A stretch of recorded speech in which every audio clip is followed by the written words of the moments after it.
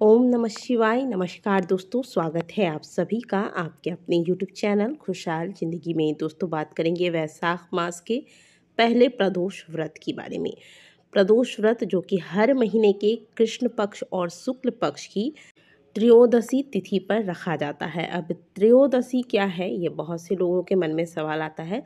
तो जिस प्रकार से अमावस्या, पूर्णिमा, एकादशी, दशमी, द्वादशी ये तिथियां हैं, ठीक उसी प्रकार द्वादशी उपरांत त्रयोदशी तिथि आती है, जिसे कि प्रदोष के नाम से जाना जाता है। प्रदोष के व्रत में त्रयोदशी तिथि के अंतर्गत प्रदोष काल में महादेव संग माता पार्वती की संयुक्त रूप से पूजा आराधना करने से भक्तों को धन, सुख, समृद्धि, सुखी वैवाहिक जीवन, निरोगी काया, संतान सुख तथा अन्य सभी प्रकार की सुविधाएं प्राप्त होती हैं। प्रदोष अर्थात दोष रहित, जो सभी प्रकार के दोषों से व्यक्ति को मुक्त कर दे, वो प्रदोष व्रत कहलाता है।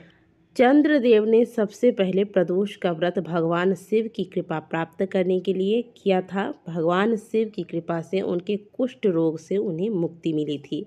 तभी से शिव भक्त महादेव की कृपा प्राप्त करने के लिए अपने कष्टों से मुक्ति के लिए प्रदोष के दिन प्रदोष काल में महादेव की पूजा अर्चना करते हैं। अलग अलग दिन पड़ने वाले प्रदोष को अलग अलग नामों से जाना जाता है तथा इनके अलग अलग प्रभाव होते हैं। चलिए जानते हैं साल 2024 में वैशाख मास के कृष्ण पक्ष की प्रदोष व्रत किस दिन रखी जाएगी। वैशाख मास के कृष्ण पक्ष की त्रयोदशी तिथि का प्रारंभ 5 मई शाम 5:41 पर हो जाएगी, जिसका समापन अगले दिन यानी कि 6 मई को दोपहर 2:40 पर होगा। और जैसा कि हमने आपको पहले बताया कि प्रदोष के व्रत में त्रयोदशी तिथि के अंतर्गत प्रदोष काल यानी कि जब दिन और रात्रि का मिलन हो रहा हो, वह समय कहलाता है प्रदोष काल। तो ऐसे समय में महादेव की पूजा त्रयोदशी तिथि के अंतर्गत की जाती है, जो कि हमें 5 मई को प्राप्त हो रही है, क्योंकि 6 मई को दोपहर में ही त्रयोदशी समाप्त हो जा रही है। इसीलिए वैशाख कृष्ण पक्ष की प्रदोष व्रत 5 मई को रखी जाएगी और इस दिन रविवार है, इसलिए इसे रवि प्रदोष के नाम से जाना जाएगा। पूजा का समय आज के दिन होगा शाम 6:59 से लेकर रात्रि 9:06 तक। इसी बीच प्रदोष की पूजा या फिर यदि आप उपाय वगैरह करते हैं तो सब आपको कर लेना है। आज के दिन आप महादेव की पूजा भले सुबह कर ले, कितनी भी विधि पूर्वक कर ले, लेकिन प्रदोष काल में महादेव को बिल्कुल ना भूलें। आज के दिन हो सके तो महादेव की पूजा मंदिर जाकर ही करें। खास करके जो लोग व्रत करते हैं या कोई उपाय करते हैं, उन्हें तो आज के दिन महादेव के मंदिर अवश्य जाना चाहिए, क्योंकि मंदिरों में जो शिवलिंग हैं उनमें महादेव प्रदोष के दिन प्रदोष काल में साक्षात रूप में निवास करते हैं और महादेव माता पार्वती के साथ अत्यंत प्रसन्न मुद्रा में होते हैं। और यह समय बहुत ही उत्तम होता है आपको महादेव को प्रसन्न करने का, क्योंकि जब भी हमें अपनी कोई बात किसी से मनवानी होती है तो हम पहले सामने वाले का मूड देखते हैं, और भगवान शिव इस समय बहुत प्रसन्न मुद्रा में होते हैं। इसीलिए भक्त इस समय महादेव की पूजा आराधना करके जो भी महादेव से मांगते हैं, महादेव उनकी मनोकामनाएं अवश्य पूर्ण करते हैं। इसीलिए प्रदोष काल के पूजा का विशेष महत्व आज के दिन बताया गया है। जो लोग व्रत नहीं करते हैं वो भी प्रदोष की पूजा कर सकते हैं। बस आपको आज के दिन खान पान का ध्यान रखना है। एक दिन पहले यदि आपने मांस मदिरा का सेवन किया है तो आज के दिन महादेव की पूजा ना करें, क्योंकि महादेव की पूजा में तन और मन दोनों ही चीज़ों को पवित्र रखकर फिर पूजन में शामिल होना चाहिए। तो जो लोग व्रत रखते हैं या कोई उपाय करने वाले हैं, वो प्रदोष के एक दिन पहले द्वादशी तिथि पर शुद्ध सात्विक भोजन करेंगे और प्रदोष के दिन आपको ब्रह्मचर्य का भी पालन करना चाहिए। जो लोग व्रत करते हैं उन्हें फलाहार का सेवन करना है। प्रदोष पर चावल, रोटी यानी कि अनाज और नमक का सेवन नहीं करना है। जो व्रत नहीं करते, केवल महादेव की पूजा व उपाय इत्यादि करना चाहते हैं, उन्हें आज के दिन फलाहार या फिर शुद्ध सात्विक भोजन करना चाहिए।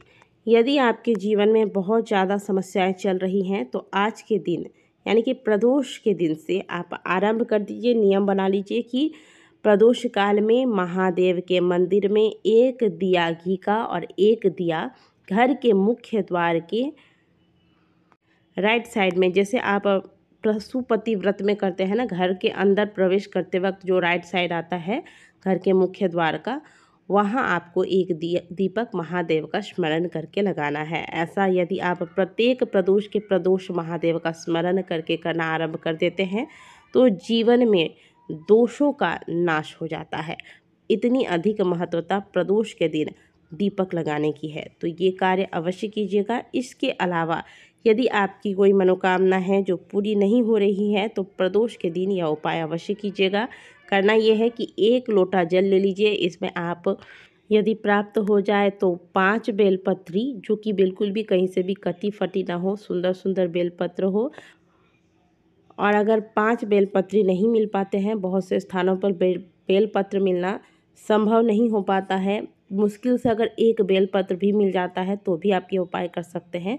जल के लोटे में 5 या 1 बेलपत्र डाल दीजिए, 1 समी के पत्र, थोड़े से हरे मूंग, जो अक्खा हरे मूंग होते हैं, जो टूटे हुए नहीं होते, वो वाले डालने हैं आपको, और 1 डली यानी कि 1 छोटा सा टुकड़ा गुड़ का डालकर यह जल का पात्र लेकर महादेव के मंदिर में प्रदोष काल में पहुंच जाइए। लगातार ओम नमः शिवाय का ध्यान करते हुए आप घर से निकलिएगा। रास्ते में इधर उधर की कोई बातें नहीं करनी है। हो सके तो चप्पल जूते ना पहने मंदिर जाते वक्त, और अगर पैर में कोई समस्या है तो जो भी चप्पल आप धारण कर रहे हैं वह चमड़े की ना हो, इस बात का ध्यान रखिएगा। महादेव के मंदिर पहुंचिए, महादेव के शिवलिंग के दर्शन कीजिए, अपनी मनोकामना कहते हुए। मनोकामना कैसी? मान लीजिए आपका कोई बहुत आवश्यक कार्य है जो आपके बहुत प्रयास करने के बाद भी नहीं हो पा रहा है, कार्य बार बार अटक रहा है, व्यापार नहीं चल रहा है, धन आगमन के रास्ते बंद हो गए हैं, धन प्राप्ति की इच्छा रखते हैं, या फिर किसी परीक्षा की तैयारी कर रहे हैं, तो इस प्रकार की जो भी आपकी मनोकामना है वो मनोकामना महादेव को कहते हुए यह जल महादेव के शिवलिंग पर समर्पित करें। जल समर्पित करने के बाद जो लोटा में अगर कोई सामग्री रह जाती है तो इसे भी निकाल कर महादेव के शिवलिंग पर रख दें। साथ में, क्योंकि प्रदोष के समय में आप महादेव के मंदिर जा रहे हैं, धूप दीप की व्यवस्था लेकर जाएं और महादेव के मंदिर में धूप दीप करके महादेव को प्रणाम करके वापस घर को आ जाएं। यह उपाय आप लगातार प्रत्येक प्रदोष के प्रदोष करना आरंभ कर दें।